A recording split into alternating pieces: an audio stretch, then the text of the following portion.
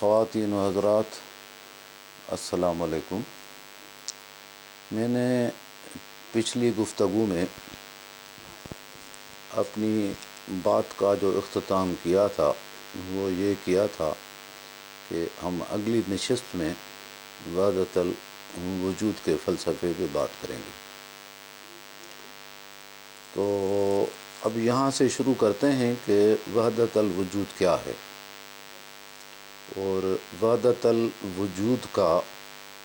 تضاد کیا ہے، کیونکہ میں پہلے بتا چکا ہوں کہ یہ جو پوری فطرت ہے، فطرت کے جو قوانین ہیں، نیچرل لاز جو ہیں، وہ تضاد کے اوپر مبنی ہیں،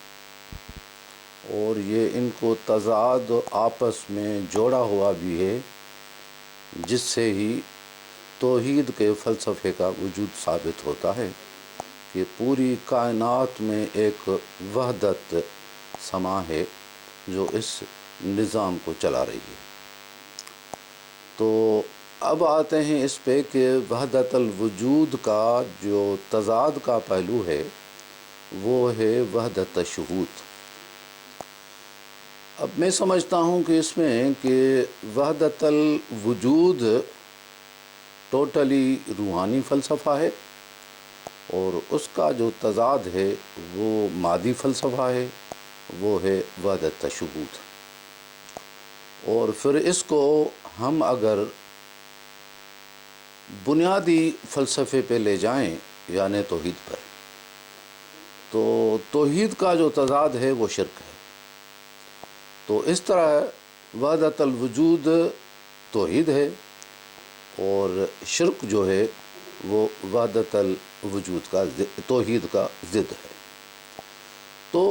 اسی طرح اس کے جو سماج پہ اثرات ہوتے ہیں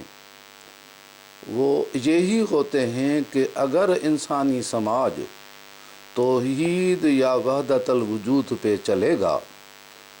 تو انسان کا جو مادی وجود ہے، جس میں انسان مختلف قوموں، قبیلوں اور مختلف ذاتوں میں بٹا ہوا ہے، جو تضادات کا سبب بنتی ہیں، تو وہ تضادات اس وقت دفع ہو سکتے ہیں جب انسان وحدت الوجود کے فلسفے کو بنیاد بنائے گا۔ اور وحدت الوجود کے فلسفے کے اندر جو ہے وہ انسانی سماج کے سارے پہلو جو ہیں ان کے مسائل کا جو حل ہے اسی میں ہمیں نظر آتا ہے۔ اور انسانی سماج کا جو اہم حصہ ہے، جو انسان کی نفسیات کو بنانے میں، بگاڑنے میں عمل کرتا ہے، وہ ہے انسان کی معاشرت اور انسان کی اقتصادیت۔ تو جب معاشرت اچھی ہوگی، اچھے اخلاق ہوں گے تو انسان اچھا معاشرہ تشکیل دے سکے گا، برے اعمال ہوں گے تو برا معاشرہ تشکیل پائے گا۔ اسی طرح اگر ہم دیکھتے ہیں کہ جب تک انسان نظریاتی طور پہ کسی اچھے فلسفے کو بنیاد بنا کر اپنے سماج کی تشکیل نہیں کرتا، تب تک انسان کا سماج جو ہے وہ نہیں بن سکتا۔ تو میں پھر اپنی بحث کے اس بنیاد پہ آتا ہوں کہ جو وحدت الوجود اور توحید کا فلسفہ ہے وہ انسان کی روحانیت یعنی سائیکالوجی کو درست کرتا ہے، اور اس سائیکالوجی میں انسانوں میں جو وحدت کا تصور پیدا کرتا ہے اس میں اس کے ضد میں اس کے سامنے شرک آ جاتی ہے۔ تو وہ اس طرح سے ہے کہ سندھ کے ایک شاعر، مشہور فلاسفر حضرت شاہ عبداللطیف بھٹائی رحمۃ اللہ علیہ کی ایک شعر مجھے یاد آ رہی ہے کہ اے نو شرک ایو جی بے شرک بھائیں پاण کے ونجائے وجود کے پانا پاسے تھی جے ہی نہ ہے تو ہو پن کون ہے ہنری ہے۔ اس کا مطلب یہ ہوتا ہے کہ یہ عین شرک ہے کہ تم کسی کو اپنے ساتھ شریک نہیں سمجھتے ہو۔ بہت بڑا فلسفہ ہے اس میں کہ آپ اگر خود کو اکیلا سمجھتے ہو، اپنی انا میں رہتے ہو، تو یہ عین شرک ہے، اور وہی انا انسان کو انسان کے سماج کے بگاڑ کا بہت بڑا سبب بنتی ہے۔ تو اسی لیے شاہ صاحب کہتے ہیں کہ آپ کسی کے ساتھ کسی کو اپنے ساتھ سمجھو گے تو شرک کو بچو گے، اور اگر نہیں تو پھر نیچے وہ بتاتے ہیں کہ ونجائے وجود کے پانا پاسے تھی، اپنے وجود کو ختم کرو، دوسرے میں ضم ہو جاؤ، یعنی وحدت کے فلسفے میں ضم ہو جاؤ، کیونکہ اگر وحدت نہیں ہے، اگر وہ نہیں ہے تو تم بھی نہیں ہو، کیونکہ جو روحانی وجود ہے وحدت الوجود کا یا توحید کا، وہ ہی انسان کے مادی وجود کا بنیادی سبب ہے، کیونکہ انسان اوپر جا کے جو انسانیت میں دوسرے انسانوں کے ساتھ شامل ہوتا ہے، وہی فلسفہ انسان کو انسان بناتا ہے، اور وہی فلسفہ اگر پلٹ کے انسان کے انفرادیت میں آ جائے، جس طرح سے انسان مختلف قوموں میں بٹا ہوا ہے، تو اس طرح سے وہ انسانی سماج میں فساد کا سبب بنتا ہے۔ اس لیے شاہ صاحب فرماتے ہیں کہ اپنے وجود کو ختم کر کے پوری ایک وجود میں ضم ہو جاؤ، کیونکہ اگر وہ وجود نہیں ہوگا تو پھر تم بھی نہیں ہوگے، یعنی اگر انسانیت نہیں ہوگی تو آپ بھی انسان نہیں رہو گے، کیونکہ انسان انسانیت سے جڑا ہوا ہے۔ جیسے اپلائیڈ سائنس میں لیونگ تھنگس اور نان لیونگ تھنگس کا فلسفہ ہے کہ ہم جو ہے وہ سب اسی طرح ایک ہی کلی کے جزو ہیں جو جاندار ہے۔ تو یہ تو انسانیت سے بھی آگے بڑھ کر انسان کو اپنی ارد گرد کی اس پوری کائنات سے جوڑتا ہے فلسفہ یہ۔ تو یہی جڑت ہے انسان کی جو انسان کو وحدت الوجود پہ لے کے جانے کے لیے مجبور کرتی ہے، اور اس وحدت الوجود کا جو ضد ہے اس کو مذہبی زبان میں بولتا ہوں شرک۔ شرک کا مطلب یہ ہے، جیسے شاہ صاحب نے بھی فرمایا کہ اگر خود ہی کو سمجھتے ہو، خود کو سمجھتے ہو، تو پھر آپ اس شرک میں مبتلا ہوگے کہ دوسرے انسانوں سے الگ ہوں گے اور پوری کائنات سے بھی آپ الگ ہو گئے۔ پھر اس سوچ سے پوری کائنات میں جو بگاڑ پیدا ہوگا وہ سوائے تباہی کے اور کچھ نہیں ہوگا۔ اسی حوالے سے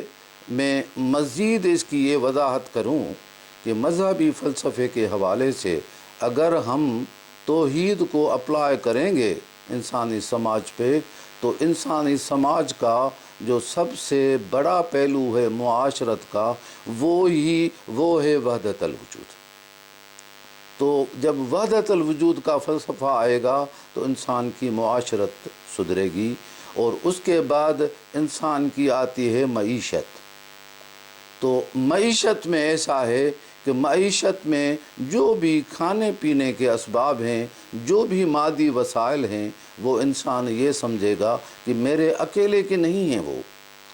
اگر وہ اکیلے کا سمجھے گا تو وہ شرک کا متحمل ہوگا،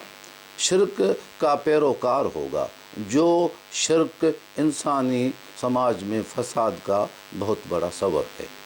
تو انسان اگر وحدت،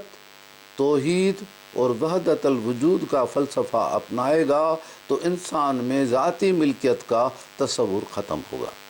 اور اسی طرح پھر انسان کا جو سیاسی پہلو ہوتا ہے، جس سے وہ اپنی معاشرت کو ٹھیک کر کے پھر معیشت میں دوسروں کو اپنا شریک سمجھ کے جس سیاست کی بنیاد رکھے گا، تو وہ سیاست بھی اس کی توحید کے بنیاد پہ ہوگی۔ میں اس کو اگر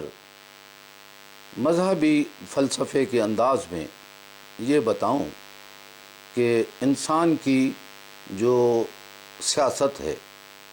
پلٹ کے پھر بحث کرتے ہیں۔ کہ انسان کی جو سیاست ہے،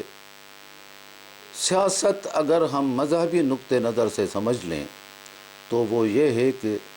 للہ ملک السماوات والارض، ایک ہی اللہ کی بادشاہی ہے، کسی اور کی بادشاہی نہیں ہے۔ جب ہم ایک ہی اللہ کی بادشاہی کا تصور کرتے ہیں تو پھر قرآن مجید کی ایک آیت آتی ہے کہ لو کان فیہما آلہۃ الا اللہ لفسدتا، اگر دنیا میں زیادہ الہ بن جائیں، یعنی ہر ایک انسان کی اپنی اپنی انا ہو، جس میں فرعون کی طرح وہ انا ربکم الاعلیٰ کا نعرہ لگائے، سمجھے کہ یہ ساری چیزیں میری ہیں، تو پھر انسانی سماج میں فساد کا بہت بڑا سبب بنتا ہے یہ خیال،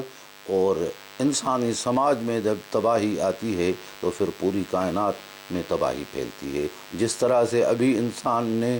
اس سوچ کو اپنا کے پوری اس کائنات کو تباہی کا ایک شکار بنا دیا ہے، جو ہمارے سامنے ہے، دنیا کے حالات ہم سب کے سامنے ہیں، کوئی ڈھکی چھپی بات نہیں ہے۔ تو سیاست میں جب ہم اس کائنات کا مالک ایک خدا کی ذات کو سمجھتے ہیں، پھر جو خدا کی مخلوقات ہے وہ الخلق عیال اللہ، حضور اکرم صلی اللہ علیہ وسلم نے فرمایا کہ مخلوق جو ہے وہ اللہ کا عیال ہے۔ جب ایک عیال ہے، ایک ہی کٹمب ہے، ایک ہی گھر ہے، تو پھر سب ہی ایک ہی گھر کے مالک ہیں۔ پھر اس سے کیا ہوگا کہ ہماری سیاست میں ایک توحید اور وحدت پیدا ہوگی جو انسانی سماج کو بہتر کر سکتی ہے۔ اسی طرح آتے ہیں اقتصادیات پہ کہ جو بھی ہمارے مادی وسائل ہیں، اللہ تبارک و تعالیٰ فرماتے ہیں کہ للہ ما فی السماوات و ما فی الارض، وہ بھی سب میرے ہیں، آپ کے کچھ بھی نہیں ہے، آپ کا کچھ بھی نہیں ہے۔ جب اللہ کا ہے تو پوری اللہ کے مخلوق کا ہے۔ تو اسی طرح سے جب ہمارا اقتصادی فلسفہ اس توحید پہ مبنی ہوگا تو ہمارا معاشرہ پھر وہی مساوات اور عدل والا معاشرہ بنے گا۔ اور اسی طرح پھر جب وحدت اور توحید کا فلسفہ ہمارے ذہنوں میں ہوگا تو ہماری معاشرت بھی سدھرے گی کہ ہم ایک انسان کو اپنے انسانیت کا جزء سمجھ کے اس کی تکلیف کو اپنی تکلیف سمجھیں گے، اور اس سے آگے بڑھ کر اس پوری کائنات کی تکلیف کو ہم اپنی تکلیف سمجھیں گے، کیونکہ ہم بھی اسی کائنات کا ایک حصہ ہیں۔ انشاءاللہ مزید پھر اس گفتگو کو آگے بڑھائیں گے انشاءاللہ۔ فی الحال میرا یہ مختصر 7 قسطوں میں یہ تسلسل آج میں اس کو اس نتیجے پہ ختم کرتا ہوں۔ مہربانی، وعلیکم السلام۔